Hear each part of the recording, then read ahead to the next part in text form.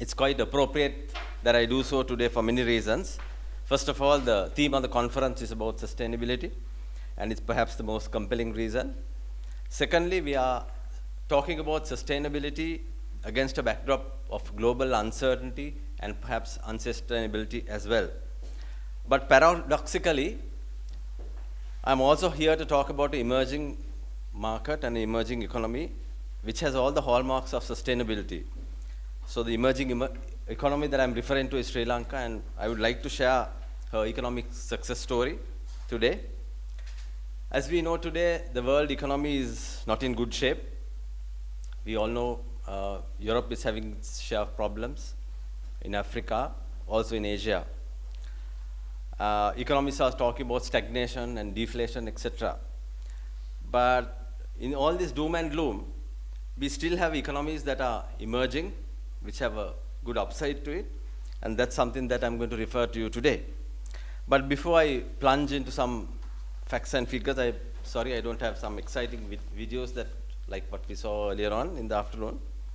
But nevertheless, try to give you some information on this.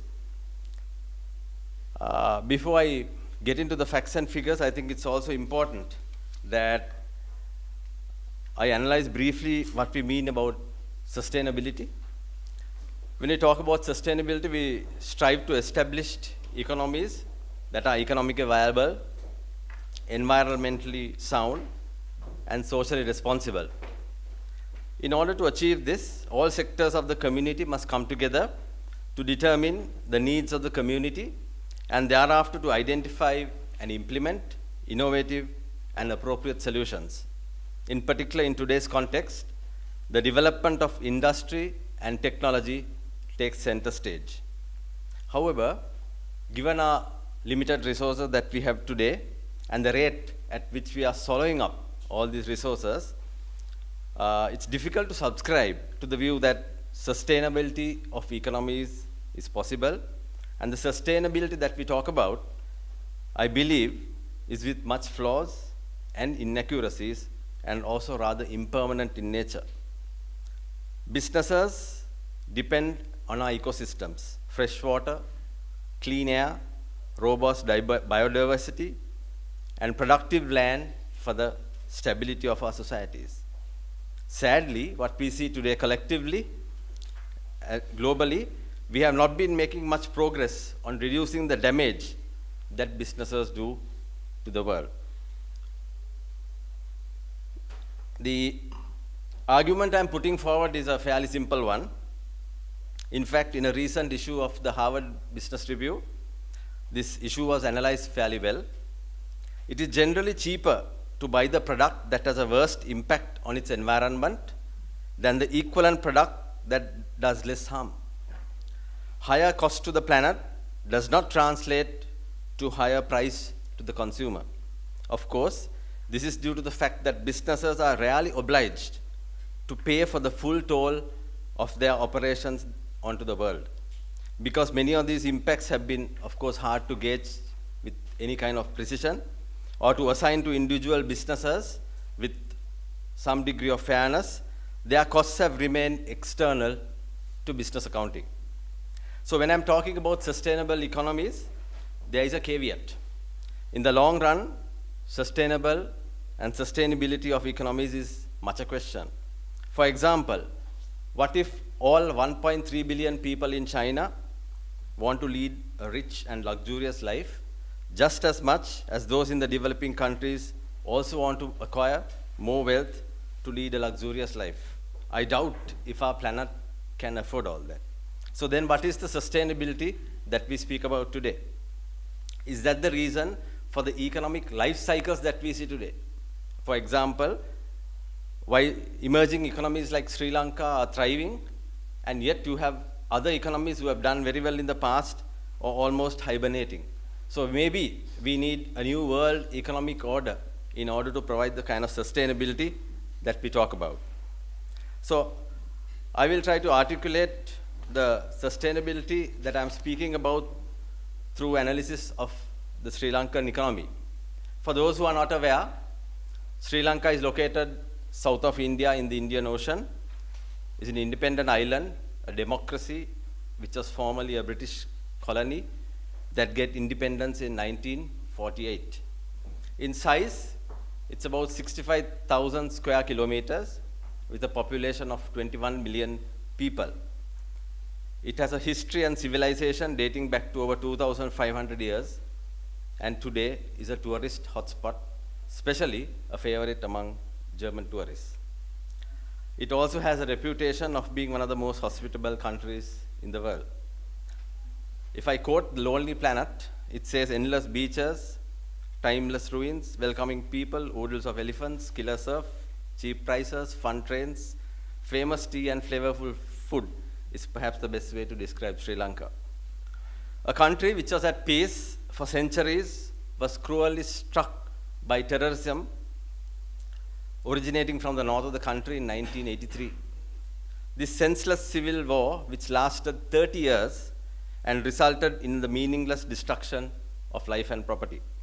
At the time, the Sri Lankan armed forces were ill-equipped for this task, and terrorism, as we all know so well, took its human toll, and over 80,000 Sri Lankans are believed to have died through this conflict over this period.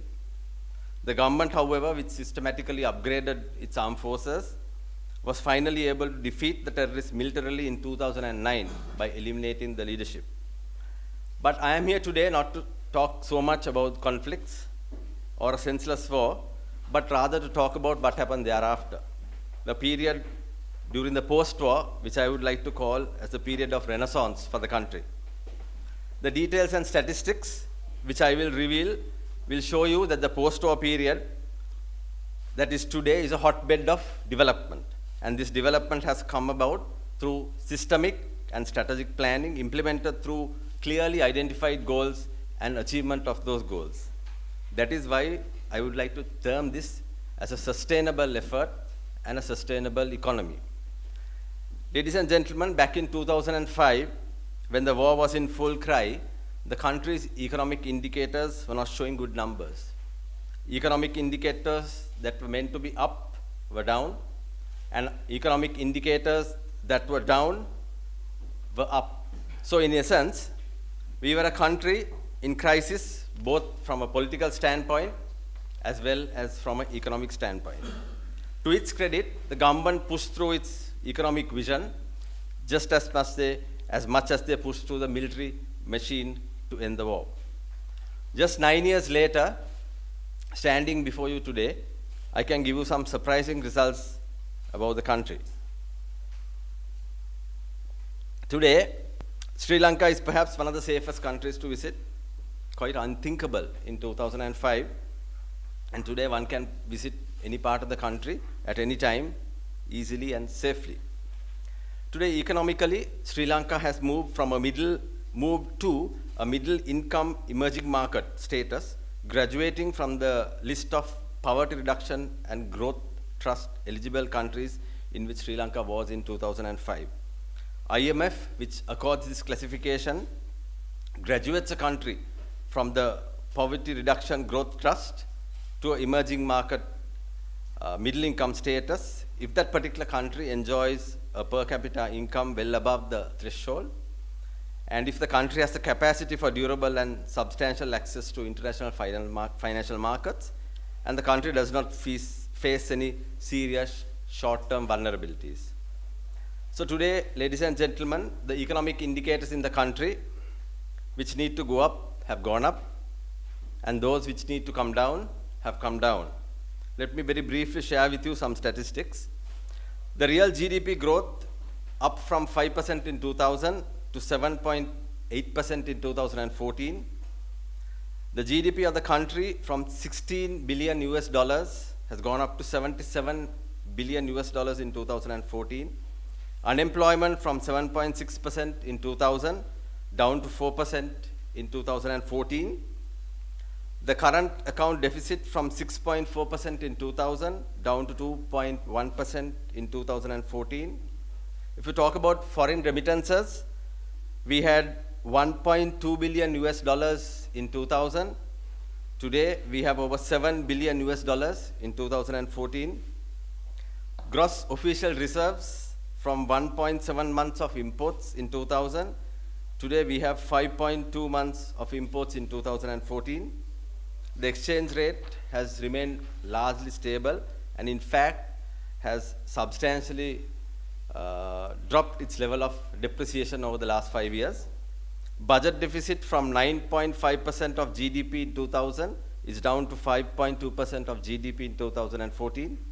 Public debt has come down from 96% of GDP in 2000 to 74% of GDP in 2014. Tourist arrivals, which was at 400,000 tourists in 2000, has increased to 1.5 million in 2014. So for the first time since gaining independence, Sri Lanka is now on a high growth, low inflation regime. It is noteworthy to mention that South Korea took 40 years after their war to achieve a $7,000 per capita income. In Sri Lanka, in all probability, they will reach it within 11 years. So as we can see, the country is moving from a high inflation to a low inflation, high interest rates to low interest rates, high fiscal deficits to low fiscal deficits, from low investor confidence to enhanced savings, sluggish investments to a pipeline of investments, low growth to sustained growth, and moving from high debt levels to low debt levels.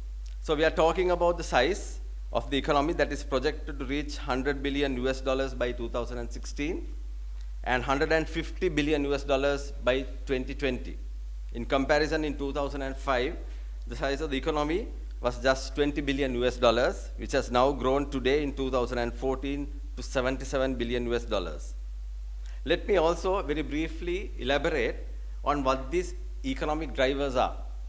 In the agriculture sector, it's in agriculture, fishing, forestry, and livestock. In the industry sector, it is mining, apparel, electricity, gas, water, oil and gas exploration.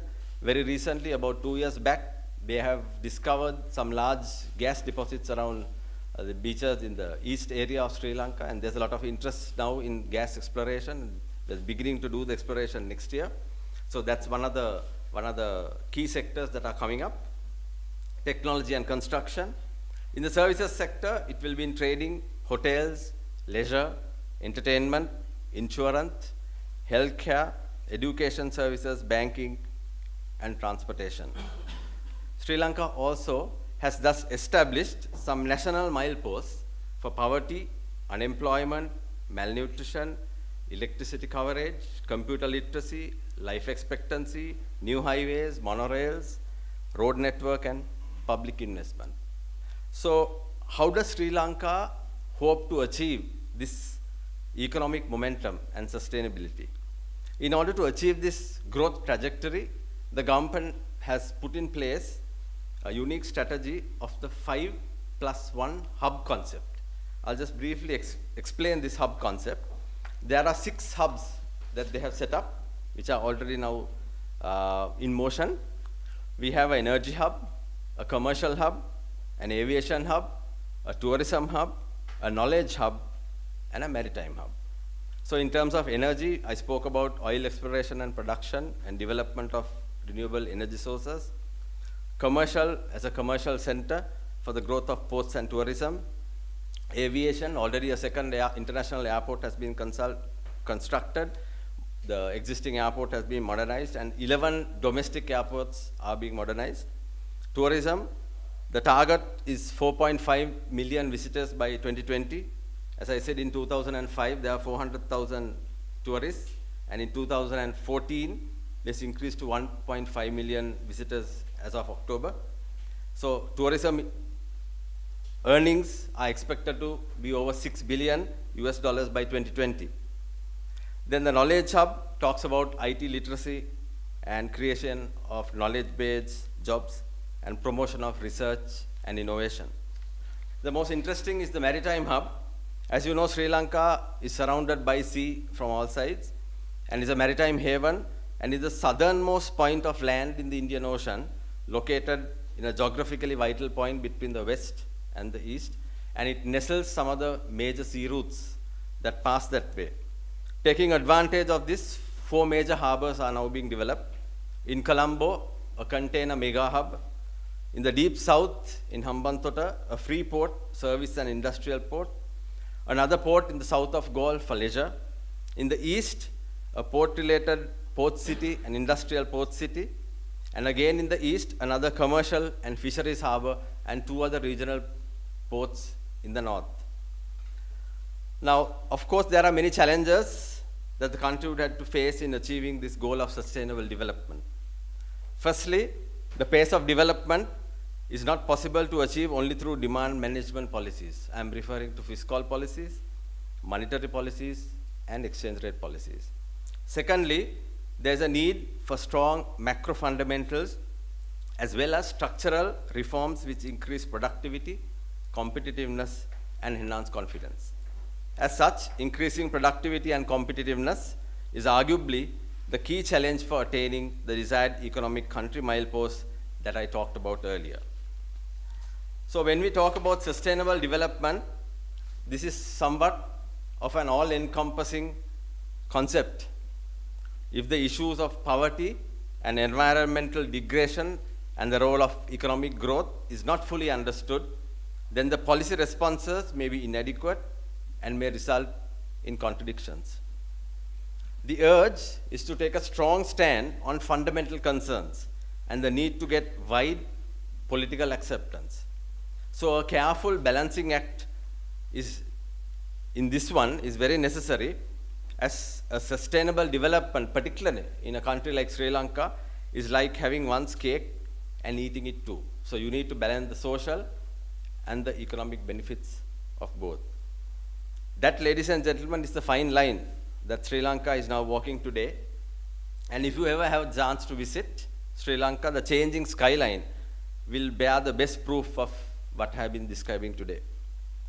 So the concept of sustainable economies have evolved today from its earlier thinking of talking about environmental and waste issues to cost management and innovation. Thereafter, it was on the impact of business on economies. But today, if you talk about sustainability of businesses, it's more fundamental. It's about how business is done, and I think that's the crux of it. But then that's another topic by itself, so today I will rest my case on what I have said.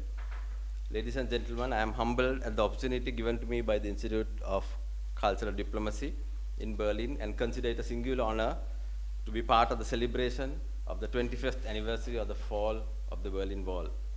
This is not just an event for Germany, and I think it's being aptly commemorated at an international scale with so many people from diverse backgrounds. So I would like to place on record my sincere appreciation to Mr. Mark Donfried and his team for their hospitality, and to you, ladies and gentlemen, for giving me a very patient hearing at the end of the day, and allowing me to go through my rhetoric of 20 minutes. Thank you.